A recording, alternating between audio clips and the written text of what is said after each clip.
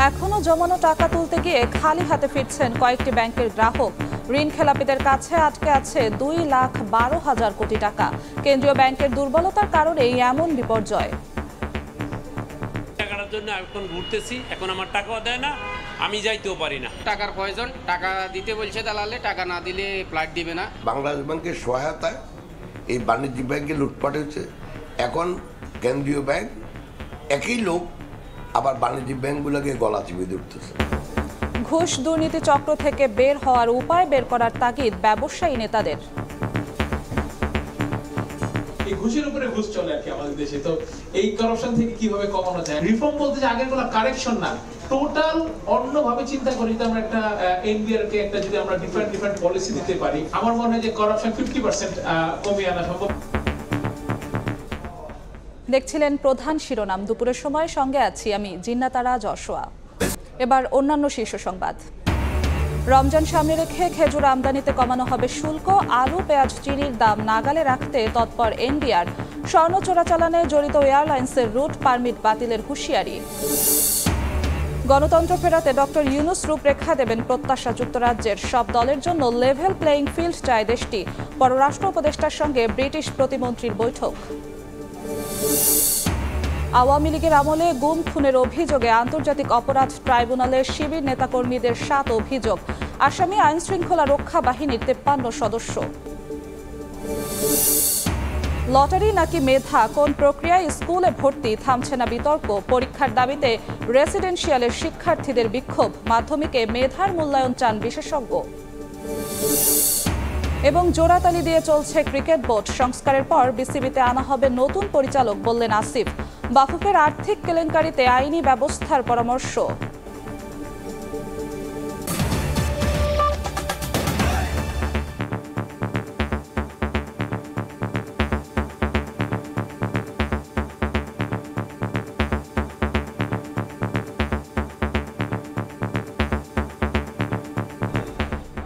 দেশে 9.25 লাখ খেলাপির কাছে আটকে আছে 2,12,000 কোটি টাকা। অথচ নিজের জমানো টাকা নিতে গিয়ে ব্যাংক থেকে খালি হাতে ফিরছেন অনেক গ্রাহক। কেন্দ্রীয় ব্যাংকের দুর্বলতার কারণেই এমন বিপর্যয় বলে মনে করেন সংশ্লিষ্টরা। অর্থনীতিবিদরা বলছেন, ঋণ আদায়ে কঠোর না হলে কাটবে না সংকট। সাইফুল ইসলামের রিপোর্ট। জন্য এখন ঘুরতেছি, এখন আমার টাকাও দেয় না, আমি যাইতেও পারি না। ব্যাংকে গেলেই শোনা যায় নিজের রাখা টাকা তুলতে এসে বিপাকে পড়া হাজারো গ্রাহকের ভোগান্তির কথা। টাকার প্রয়োজন, টাকা দিতে বলছে দালালে, টাকা না দিলে ফ্লাইট দিবে না। আমাদের দরকার, কিন্তু আমরা টাকা ওইভাবে পাচ্ছি না। এমন অবস্থার কারণ হিসেবে এসআইবিএল এর ব্যবস্থাপনা পরিচালক বলছেন, গ্রাহকের আস্থার সংকট বর্তমানে নতুন করে ব্যাংককে ফেলেছে অর্থ সংকটে। ব্যাংক যে বিনিয়োগ করেছে ওখান থেকে সকল টাকা তো একদিনে তুলে আনতে পারবে না, কিন্তু আমাদের ডিপোজিটররা ওনার টাকার মায়ার কারণে ওনার টাকা উনি চাইতে পারেন, কিন্তু উনি অ্যাডভান্স চাচ্ছেন। ব্যাংক খাতের এমন নাজুক পরিস্থিতির জন্য দায়ী খেলাপি ঋণ। চলতি বছরের মার্চ পর্যন্ত ব্যাংক ও নন ব্যাংক আর্থিক প্রতিষ্ঠানে এই ঋণের পরিমাণ বেড়ে হয়েছে 2,12,143 কোটি টাকা। 8,76,190 জন খেলাপি গ্রাহকের কাছে এই পরিমাণ ঋণের টাকা আটকে আছে। একই সময়ে আর্থিক খাতে ঋণ নেয়া গ্রাহকের সংখ্যা 77,35,470 জন এবং বিতরণ করা ঋণের স্থিতি ছিল 16,66,995 কোটি টাকা। ন্যাশনাল ব্যাংকের চেয়ারম্যানের দাবি, লুটপাট বন্ধে বাংলাদেশ ব্যাংকের দুর্বল অবস্থানের কারণেই এমন বিপর্যয়। সংকুচিত মুদ্রানীতি ফলো করে মানি সাপ্লাই বাড়াবো না, ওই এক রাস্তা যদি বসে থাকে IMF এর ফর্মুলা নিয়ে দেশকে আরো বিপদে ফেলাইব। তো একবার এই বাংলাদেশ ব্যাংকের সহায়তায় এই বাণিজ্যিক ব্যাংকে লুটপাট হচ্ছে। এখন কেন্দ্রীয় ব্যাংক একই লোক আবার বাণিজ্যিক ব্যাংকগুলোকে গলা চিপে ধরতেছে। বাংলাদেশ ব্যাংকের তথ্যই বলছে সাধারণ গ্রাহকের আমানতের টাকা কিভাবে লুটপাট হয়েছে। তবে পরিবর্তিত পরিস্থিতিতে সময় এসেছে গ্রাহকদের মনে আস্থা ফেরানো, এমন পরামর্শ ব্যাংক মালিকদের সংগঠন বিএবির। ব্যবসা করতে প্রথম কাজই হচ্ছে আপনাকে ডিপোজিটরের যে আস্থা ওইটাকে প্রতিষ্ঠিত করতে হবে। ওইটা যে পর্যন্ত না প্রতিষ্ঠিত হবে সে পর্যন্ত আপনি ব্যাংক ইমপ্রুভ করতে পারবে না। অর্থনীতিবিদরা বলছেন, ঋণ খেলাপি ধরতে কঠোর না হলে ভেস্তে যাবে সব উদ্যোগী। নন পারফর্মিং লোন সেটাকে কিভাবে কমানো যায় এবং ফিরিয়ে আনা যায় সেটি খুবই গুরুত্বপূর্ণ। আন্তঃব্যাংক থেকে সহায়তা পাওয়ায় দুর্বল ব্যাংকগুলোর প্রতি গ্রাহকের আস্থা ফিরতে শুরু করলেও অভিযোগ রয়েছে চাহিদা অনুযায়ী টাকা দিতে পারছে না অনেক ব্যাংকই। এমন অবস্থার অবসান কবে ঘটবে সেই উত্তর জানে না গ্রাহকের অনেকেই। সাইফুল ইসলাম, সময় সংবাদ, ঢাকা। দুর্নীতি, আমলাতান্ত্রিক জটিলতার সঙ্গে আগামী 2 বছর দেশকে সবচেয়ে বেশি ভোগাবে মূল্যস্ফীতি, দারিদ্র্য, বেকারত্ব, জ্বালানি সংকট, দুর্নীতিগ্রস্ত অর্থনৈতিক কর্মকাণ্ড সহ 17টি বড় বড় সমস্যা। বেসরকারি গবেষণা প্রতিষ্ঠান সিপিডির জরিপে এসব বিষয় উঠে এসেছে। বৈশ্বিক ব্যবসায় প্রতিযোগিতার সূচকে নাজুক অবস্থায় পড়া বাংলাদেশকে টেনে তুলতে রেগুলেটরি রিফর্ম কমিশন গঠনের পরামর্শ দিয়েছে গবেষণা সংস্থাটি। ব্যবসায়ীদের দাবি, দুর্নীতি, ঘুষচক্র থেকে বের হতে এনবিআরকে স্বচ্ছতা ও জবাবদিহিতা নিশ্চিত করতে পারলেই বাণিজ্যিক দুর্নীতি অর্ধেক কমে যাবে। স্বল্পোন্নত থেকে উন্নয়নশীল দেশের চূড়ান্ত স্বীকৃতি পেতে অপেক্ষা আর মাত্র 2 বছর। কিন্তু হাসিনা সরকার বৈশ্বিক ব্যবসায় প্রতিযোগিতার সূচকে বাংলাদেশকে যে নাজুক অবস্থায় রেখে গেছে, তাতে এলডিসি থেকে উত্তরণের পর বড় ধরনের নেতিবাচক প্রভাব পড়বে দেশের অর্থনীতিতে। এমন পরিস্থিতি বিশ্লেষণ করে ব্যবসা বাণিজ্য কার্যক্রমে দুর্নীতি, আমলাতান্ত্রিক জটিলতা, মূল্যস্ফীতি, রাজনৈতিক অস্থিতিশীলতা সহ 17টি বড় বড় বাধাকে চিহ্নিত করেছে গবেষণা সংস্থা সিপিডি। চলতি বছরের এপ্রিল-জুলাই সময়ে করা জরিপে এসব তথ্য উঠে আসে। রোববার রাজধানীর ব্রাকিন সেন্টারে আয়োজিত আলোচনা সভায় জরিপের তথ্য তুলে ধরা হয়। Collection processing irregular payments, and that can be our recommendation is to enforce digital payment system, financial disclosure of the person involved in tax collection process, strengthen the financial reporting of the corporate bodies. That is also important because financial reporting is weak in our country. Then it is instruments to identify tax avoidance and tax evasion. Then we may introduce Aadhaar card like in India to integrate all kinds of financial transactions happen within the country. আলোচনায় ব্যবসায়ীরা তাদের অভিজ্ঞতার কথা তুলে ধরেন। বিশেষ করে রাজস্ব সংক্রান্ত জটিলতা ও হয়রানির কথা উল্লেখ করে তা সমাধানের আহ্বান জানান। Our day-to-day interactions, the small amounts, people who stop processing your file for $500, but he'll stop you for 7 days, right? So that is what really hurts businesses. Where does all of this come from? So effectively, what I'm trying to say is that there are layers of corruption issues. It is the lowest level, ground level service delivery point corruption which hurts businesses the most. It is, higher level strategy, policy, etc.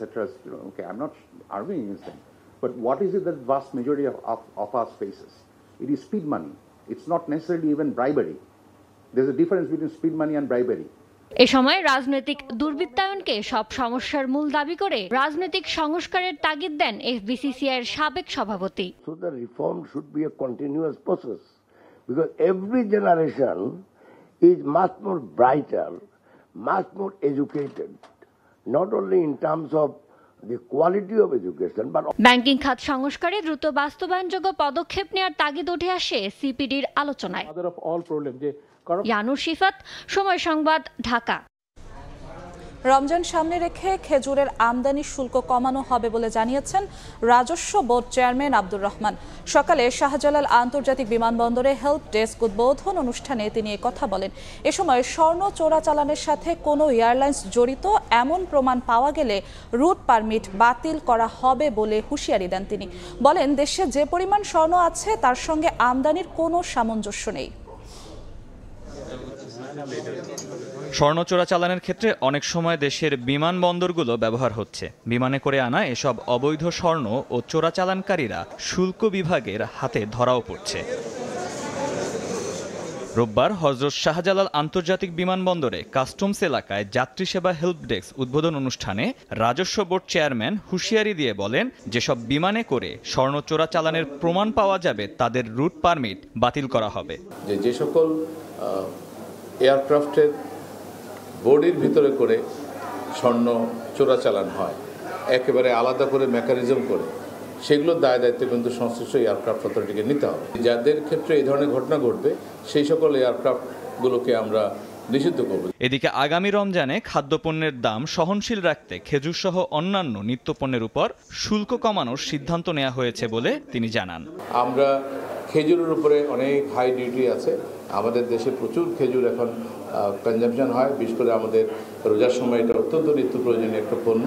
খেজুরের ডিউটিও আমরা প্রত্যাহার করার জন্য উদ্যোগ নিয়েছি। বিমানবন্দরে যাত্রী সেবা নিশ্চিত করতে যাত্রীদেরও অধিকার সচেতন হওয়ার আহ্বান জানিয়ে এনবিআর চেয়ারম্যান বলেন, শিগগিরই রাজস্ব বোর্ড পুরোপুরি অনলাইন নির্ভর সেবা দিবে। মুহির মারুফ, সময় সংবাদ, Dhaka.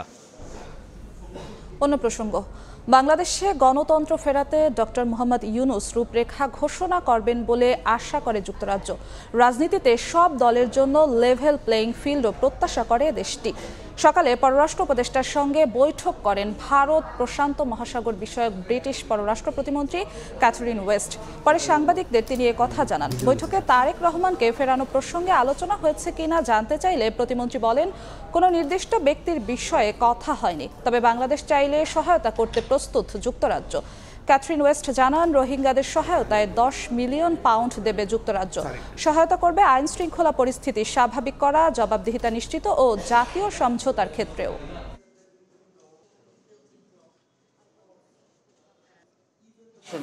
To build a better democratic future for the people of Bangladesh. And as we have a very strong, steadfast friendship with the people of Bangladesh, we want to build the strong partnerships people of Bangladesh have been so generous on is the Rohingya crisis. And I'm very pleased that we've been able to announce today another £10 million. গুম করে নির্যাতন, পরে পায়ে অস্ত্র ঠেকিয়ে গুলি করা হয় শিবির কর্মী আলমগীরকে। আরেক কর্মী আব্দুল করিমকে নির্যাতনের পর মৃত ভেবে ফেলে রেখে যায় আইনশৃঙ্খলা বাহিনী। দুজনই এমন অভিযোগ তুলে বিচার চাইলেন ট্রাইব্যুনালে। এদিন আন্তর্জাতিক অপরাধ ট্রাইব্যুনালে আওয়ামী লীগের আমলে গুম ও নির্যাতনের 7টি আলাদা অভিযোগ দাখিল করে ছাত্র শিবির। আসামি করা হয়েছে আইনশৃঙ্খলা বাহিনীর 53 সদস্যকে। পানি খেয়ে যখন প্রস্রাব ধরে রাখতে পারতাম না, সেই বোতলে আমাদের প্রস্রাব করতে হতো, আবার সেই প্রস্রাব ফেলে দিয়ে সেই বোতলে আবার পানি খাইতাম। শিবির কর্মী সাইফুল ইসলাম তারেককে চট্টগ্রামের রাঙ্গুনিয়া থেকে তুলে নিয়ে যায় র্যাব। 50 দিন আটকে রেখে চালানো হয় অকথ্য নির্যাতন। এক নিমিষেই ধূলিসাৎ হয়ে যায় তার সফটওয়্যার ইঞ্জিনিয়ার হওয়ার স্বপ্ন। আমি তখন ইন্টার পরীক্ষা দিচ্ছিলাম। আমার ইচ্ছা ছিল আমি একজন সফটওয়্যার ইঞ্জিনিয়ার হব, কিন্তু আমার সেই ইচ্ছাটা আর পূর্ণ হলো না। তার মতো আওয়ামী লীগের আমলে গুম করে নির্যাতন করা হয় শিবিরের আরেক সদস্য রুহুল আমিনকে। 3.5 মাস পিছন থেকে হ্যান্ডকাপ বাঁধা অবস্থায় এবং সামনে থেকে চোখ বাঁধা অবস্থায় রাখা হয়েছিল এবং 24 ঘন্টায় আমাদের এখানে প্রায় 200 ভোল্টের বাল্ব বাতি যেটা জ্বালানো হতো। শুধু তাই নয়, তুলে নিয়ে যাওয়ার পর নির্যাতন করে মৃত ভেবে ফেলে দেওয়া হয়, পায়ে অস্ত্র ঠেকিয়ে গুলি করে পঙ্গু করে দেওয়া হয় আরও 4 জনকে। এক পর্যায়ে একজন কুড়ালের মতন এখানে একটা কূপ দেয়, এখানে একজন কূপ দেয়, এই পাশে একজন কূপ দিয়েছে। আমার হাত পিছনে হাত আছে, হাতে পিঠে বাড়ি দেয়, মানে বাড়ি দেয়, হাতগুলো ফেটে যায়। মিছিল করার পরে হঠাৎ ছাত্রলীগ আর পুলিশে আমাদের উপর গুলি করে। আমরা তখন 4 জন আহত হয়েছিলাম। 3টা ভাই, একটা ভাইয়ের পা কেটে ফেলছে আর একটা ভাইয়ের এখান থেকে পেশা বের হয়ে গেছিল। গুম, নির্যাতন, নিখোঁজ এমন শিবিরের 7 জন রোববার সকালে ট্রাইব্যুনালে এসে অভিযোগ করেন। আলাদা 7টি অভিযোগে আসামি করা হয়েছে আইন শৃঙ্খলা রক্ষা বাহিনীর 53 জনকে। তাদের উপর যে নির্যাতন চালিয়েছেন এই আওয়ামী লীগ সরকার বা প্রশাসন, এই নির্যাতনের তারা বিচার চায় এবং যারা মিসিং আছে তাদেরকে যেন আমাদের মাঝে ফিরিয়ে দেওয়া হয়। এর আগে 2 দফায় গুম, খুন, নির্যাতনের অভিযোগে জামায়াতের ছাত্র সংগঠন ইসলামী ছাত্র শিবির 20টি অভিযোগ দায়ের করেন আন্তর্জাতিক অপরাধ ট্রাইব্যুনালের প্রসিকিউশনে। আফজাল হোসেন, সময় সংবাদ, ঢাকা। লিপি পরিবর্তন করে জানুয়ারিতে প্রাথমিক শিক্ষার্থীদের হাতে পাঠ্য বই তুলে দেওয়া হবে জানালেন প্রাথমিক ও গণশিক্ষা উপদেষ্টা অধ্যাপক ডাক্তার বিধান রঞ্জন রায় পোদ্দার। সকালে সিলেটে বিভাগীয় পর্যায়ের শিক্ষা কর্মকর্তাদের সঙ্গে মত বিনিময় সভায় কথা বলেন তিনি। শিক্ষার দিক দিয়ে পিছিয়ে পড়া এলাকাগুলোর প্রতি অন্তর্বর্তী সরকার বিশেষ গুরুত্ব দিয়ে কাজ করছে বলেও জানান উপদেষ্টা। আমরা প্রস্তুতি নিচ্ছি জানুয়ারিতেই বাচ্চাদের বই দেওয়ার জন্য। আপনাদের এই প্রশ্নটার কারণটা হচ্ছে আমি বুঝতে পারি, যেহেতু একটা পরিবর্তিত পরিস্থিতিতে আমাদের বইগুলো তৈরি করা এবং ছাপতে দেয়া সেই প্রক্রিয়াটা একটু বিলম্বিত হয়েছে। বইগুলোর ক্ষেত্রে কিছু কিছু পরিবর্তন করার প্রয়োজন ছিল, ফলে যে পাণ্ডুলিপিগুলো তৈরি হয়েছিল সেই পাণ্ডুলিপিগুলোকে আবার কিছুটা পরিমার্জন করতে হয়েছে। এই কারণেই আমরা কিছুটা বিলম্বিত হয়েছে, কিন্তু আমরা প্রক্রিয়া চালাচ্ছি, অগ্রসর হচ্ছে। ওয়ার্ক অর্ডার দেওয়া হয়ে গেছে আমাদের বইগুলো ছাপানোর, এবং আমরা আশা করছি যে জানুয়ারিতেই আমরা সব বই, বিশেষত প্রাইমারির সব বই আমরা বাচ্চাদের কাছে পৌঁছে দিতে পারবো। ক্রিকেট বোর্ড জোড়া তালি দিয়ে চলছে। ক্রীড়া সংস্থাগুলো সংস্কার করে বিসিবিতে নতুন পরিচালক আনা হবে বলে জানিয়েছেন যুব ও ক্রীড়া উপদেষ্টা আসিফ মাহমুদ সজীব ভুঁইয়া। বিসিবি, বাফুফে ও অন্য যে কোনো ফেডারেশনের অডিট রিপোর্টে গড় মিল পাওয়া গেলে ব্যবস্থা নেবে মন্ত্রণালয়। অন্তর্বর্তীকালীন সরকারের 100 দিন পূর্তি উপলক্ষে আয়োজিত যুব ও ক্রীড়া মন্ত্রণালয়ের সংবাদ সম্মেলনে এসব জানান উপদেষ্টা।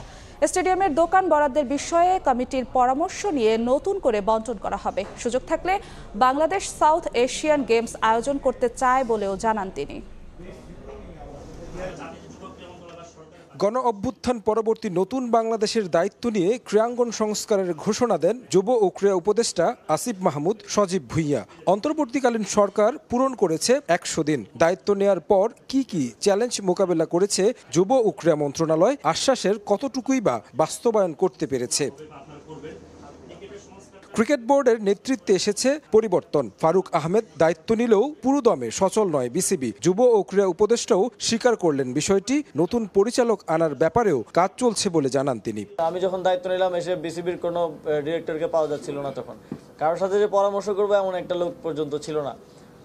তো স্টেক হোল্ডারদের সাথে কনসালটেশনের মাধ্যমে এবং গঠনতান্ত্রিক অনেক জটিলতা ছিল, সেগুলো দেখে নিয়মতান্ত্রিক উপায়ে আমরা বিসিবির যেই আইসিসির যেই ফ্রেমওয়ার্ক আছে তার মধ্যে থেকে নিয়মতান্ত্রিকভাবে আমরা বিসিবিতে পরিবর্তনটা এনেছি এবং এটা বাস্তব যে জোড়াতালি দিয়ে চলছে। তবে ফেডারেশনগুলোর অনিয়ম নিয়ে সোচ্চার মন্ত্রণালয়। বেশ কয়েকটি কমিটি কাজ করছে সংস্কারে। জেলা ও বিভাগীয় সংস্থার দায়িত্বে এসেছেন নতুনরা। আর্থিক অনিয়মে ছাড় দেওয়া হবে না বিসিবি ও বাফুফেকেও। ফেডারেশনের জবাবদিহিতা নিশ্চিত করার জন্য আমরা ইতিমধ্যে বলেছি যে প্রতি বছর তাদেরকে একটা প্রোগ্রেস রিপোর্ট, তারা কি কি কাজ করেছেন এবং অডিট রিপোর্টটা আমাদের জাতীয় ক্রীড়া পরিষদে যেন সাবমিট করে।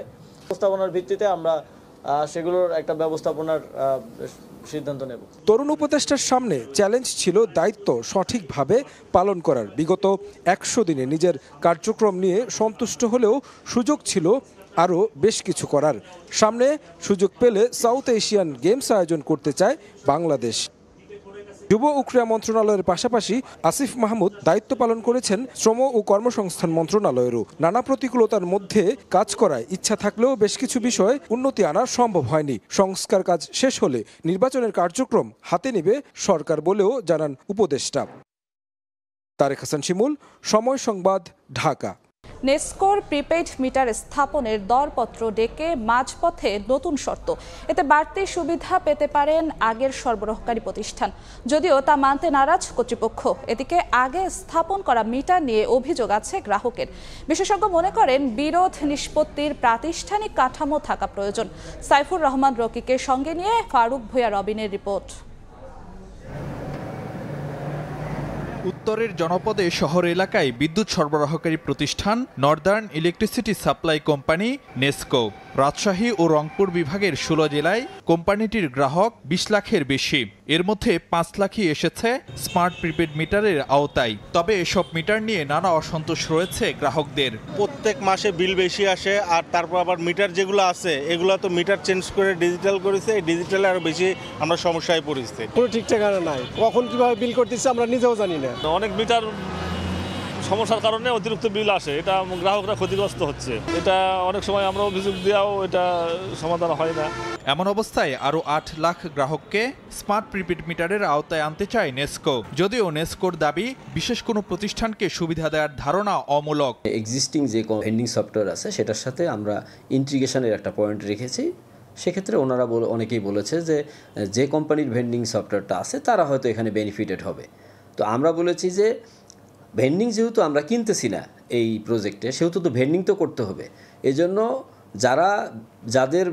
যে সকল বিডাররা আমাদের এই টেন্ডারে বিড করবে, আমাদের ভেন্ডিং সফটওয়্যারের সাথে ইন্টিগ্রেট করার জন্য তাদের যে ধরনের ডকুমেন্ট দরকার, এপিআই কোড দরকার, সবগুলো আমরা তাদেরকে সাপ্লাই দিতে প্রস্তুত আছি এবং আমরা দিচ্ছি এবং অনেকে দিয়েও দিয়েছি। যদি কোনো প্রতিষ্ঠান বলে থাকে যে ইন্টিগ্রেশনের কারণে আমরা বাদ দিতে চাচ্ছি বা কোনো প্রতিষ্ঠান লাভবান হচ্ছে, কথাটা আসলে ঠিক নয়। শেখ হাসিনা সরকারের সময়কালে প্রিপেড মিটার আর বিদ্যুৎ খাতের দরপত্র নিয়ে প্রশ্ন উঠেছে অহরহ। একজন বিশেষজ্ঞ বলছেন, এসব ক্ষেত্রে আদর্শ একটি নীতিমালা থাকা প্রয়োজন।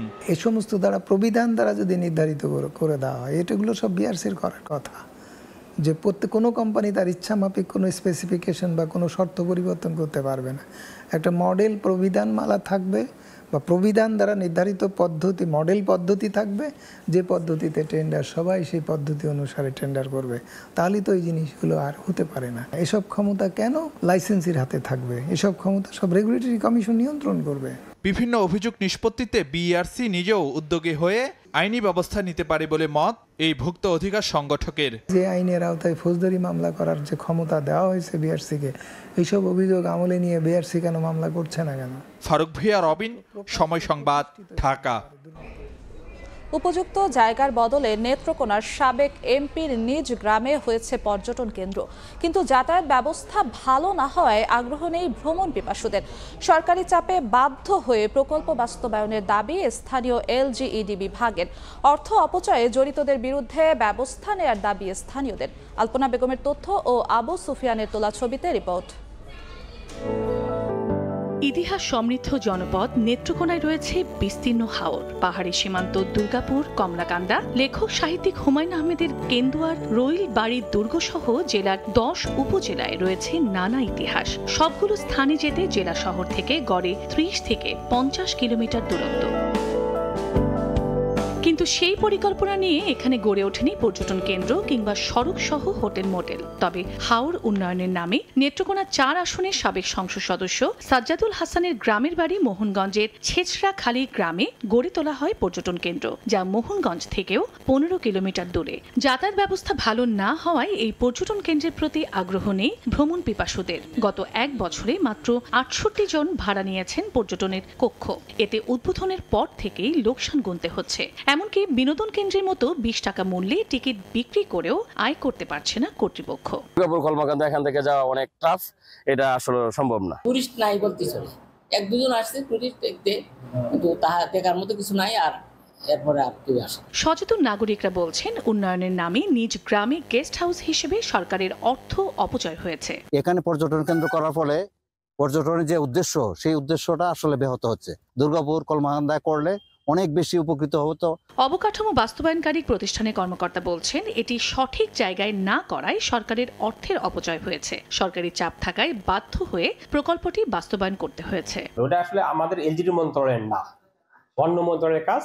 আমাদের বলছে যে কাজটা বাস্তবায়ন করে দিতে, আমরা কাজটা বাস্তবায়ন করে দিচ্ছি। পর্যটন কেন্দ্রটি নির্মাণে 8 কোটি 16 লাখ টাকা ব্যয় হয়। সময় সংবাদ, নেত্রকোনা। প্রকল্প বাস্তবায়নের বাকি আছে আর মাত্র 7 মাস, অথচ 2 বছর আগে শুরু হওয়া ময়মনসিংহ সিটি কর্পোরেশনের বর্জ্য ব্যবস্থাপনা আধুনিকায়নের কাজ হয়েছে মাত্র 20%। 122 কোটি টাকার প্রকল্পে সুফল পাচ্ছেন না নগরবাসী, উল্টো স্থান জটিলতায় ভেস্তে যেতে বসেছে এ উদ্যোগ। সিটি প্রশাসকের আশ্বাস, খতিয়ে দেখে নেওয়া হবে ব্যবস্থা। উবায়দুল হকের রিপোর্ট, ছবি তুলেছেন হোসেন আলী। ময়মনসিংহ নগরীর বাউন্ডারি রোড, গুরুত্বপূর্ণ এই সড়কে ছড়িয়ে ছিটিয়ে পড়ে থাকে ময়লা আবর্জনা। শুধু সরকারি অফিস আদালতের সামনের এলাকা ছাড়া বাদবাকি প্রায় প্রতিটি সড়কে এমন চিত্র। নগরীতে কোনো ডাস্টবিন না থাকায় সড়কে ময়লা ফেলেন বাসিন্দারা। চলাফেরা করতে খুবই সমস্যা হয়, দুর্গন্ধের জন্য এখান থেকে যাতায়াত করতে পারি না আমরা। এটা 12টা বেজে যায়, নেয় না। দুপুরেও দেখি অনেক সময় ময়লা এখানে থেকে যায়। সিটি কর্পোরেশন এত বছর হয়েছে, এখনো ডাস্টবিন হয় নাই। তবে বর্জ্য ব্যবস্থাপনার আধুনিকায়নে নেওয়া হয়েছিল প্রকল্প। 122 কোটি টাকার প্রকল্পে পরিবেশ বান্ধব বর্জ্য সংগ্রহ, অপসারণ, প্রক্রিয়াকরণ, মেশিনারিজ ও যান্ত্রিক ব্যবস্থাকে শক্তিশালীকরণের মাধ্যমে বর্জ্য পরিবহনের দক্ষতা বৃদ্ধি এবং পয়ঃবর্জ্য ব্যবস্থার উন্নয়নে প্রকল্প কাজ করার কথা থাকলেও তা হয়নি। প্রকল্পের 35টি গণশৌচাগার, 200 ডাস্টবিন ও 20টি সেকেন্ডারি ট্রান্সফার স্টেশন নির্মাণের কাজ পেয়েছে ঠিকাদারি প্রতিষ্ঠান ইউডিসি কনস্ট্রাকশন লিমিটেড। প্রকল্পের মেয়াদ শেষ হতে 7.5 মাস বাকি থাকলেও 2 বছরে কাজ হয়েছে মাত্র 20%।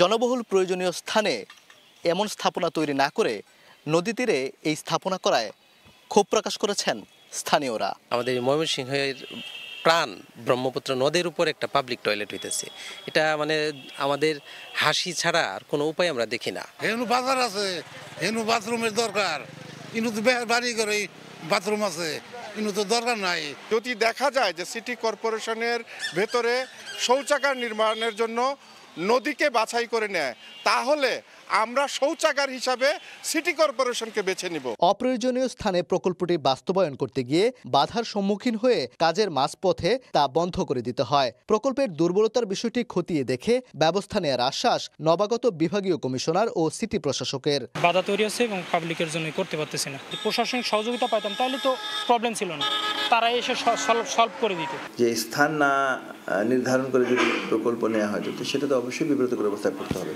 আর অধিগ্রহণ তো সবথেকে জটিল প্রক্রিয়া। 2022 সালের জুলাইয়ে শুরু হওয়া ময়মনসিংহ সিটি কর্পোরেশনের প্রকল্পটির মেয়াদ আগামী বছরের জুন পর্যন্ত। ওবায়দুল হক, সময় সংবাদ, ময়মনসিংহ।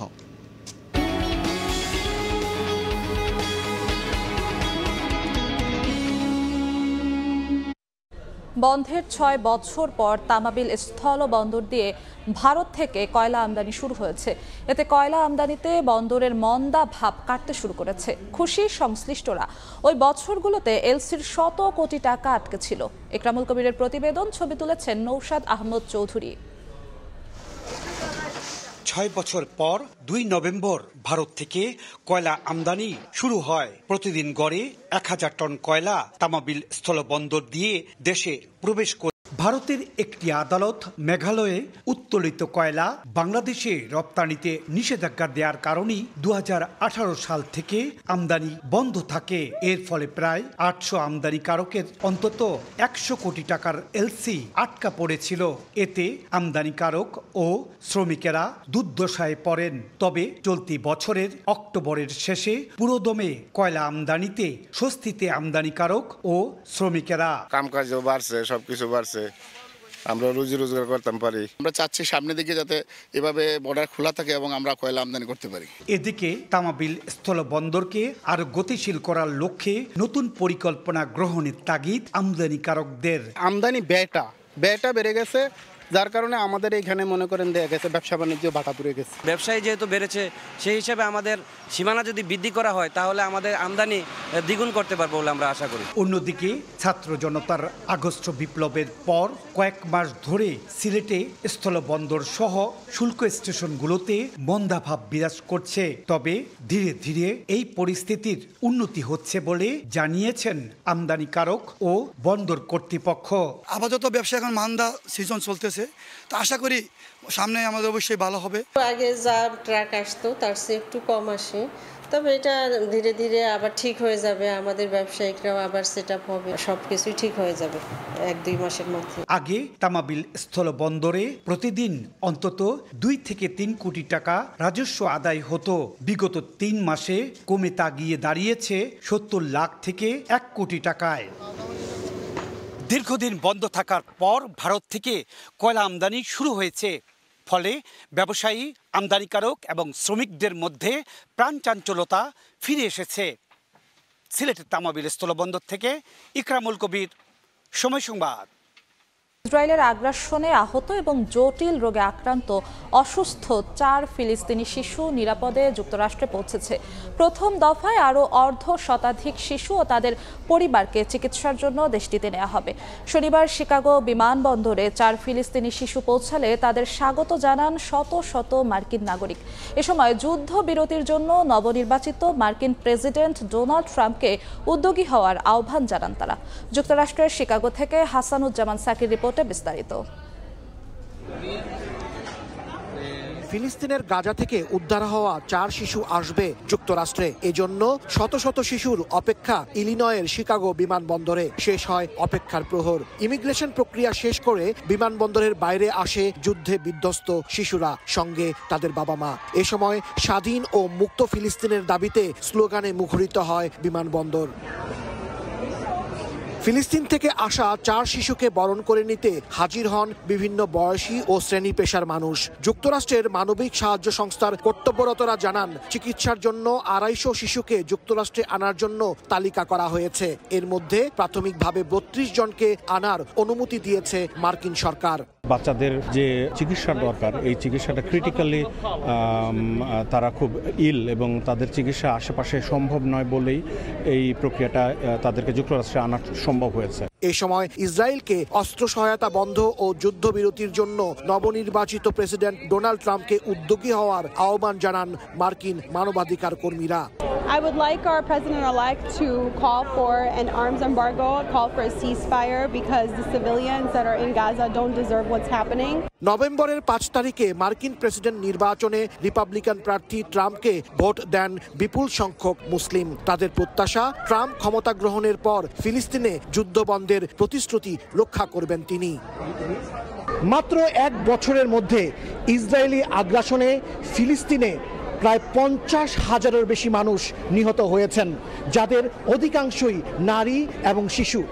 সেই সব হাজারো শিশুদের মধ্যে মাত্র 4 জন অসুস্থ শিশুকে যুক্তরাষ্ট্র সরকার বিভিন্ন এনজিওর মাধ্যমে এই যুক্তরাষ্ট্রে নিয়ে এসেছে এবং তাদেরকে বরণ করে নিতে শত শত শিশুরা এই বিমানবন্দরে এসে উপস্থিত হয়েছেন হাজারো মানুষ। তাদের এখন একটাই দাবি, দ্রুত যুদ্ধ বন্ধ হোক। হাসানুজ্জামান সাকি, সময় সংবাদ, ওয়াহারে আন্তর্জাতিক বিমানবন্দর, শিকাগো, ইলিনয়। ক্রিকেট দলের ওয়েস্ট ইন্ডিজ সফরের খবর। ক্যারিবীয় দ্বীপপুঞ্জে 2 ম্যাচের টেস্ট সিরিজ শুরুর আগে একমাত্র প্রস্তুতি ম্যাচে মাঠে নামতে যাচ্ছে বাংলাদেশ। অ্যান্টিগার কুলিজ ক্রিকেট গ্রাউন্ডে ওয়েস্ট ইন্ডিজ নির্বাচিত একাদশের বিপক্ষে খেলা শুরু হবে বাংলাদেশ সময় রাত 8টায়। সূচি অনুযায়ী 4 দিনের ম্যাচ হলেও তা কমিয়ে আনা হয়েছে অর্ধেকে।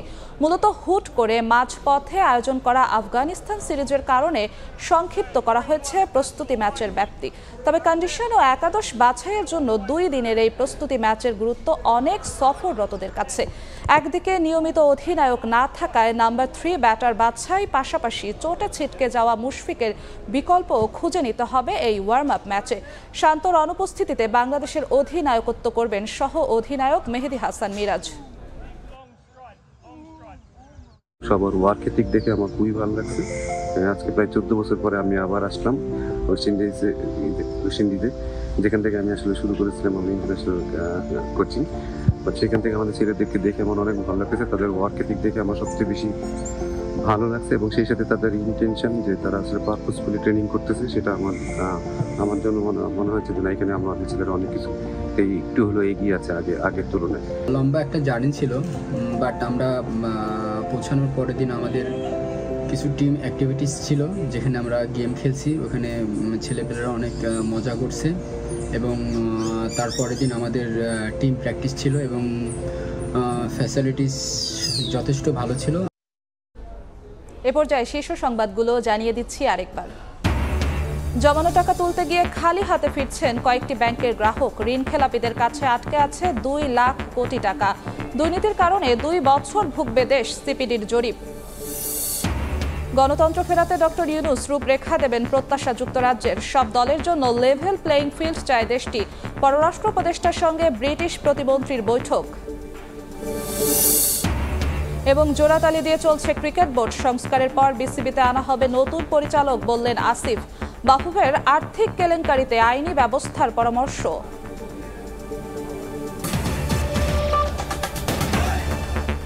এই ছিল দুপুরের সময়, সঙ্গেই থাকুন সময়ের।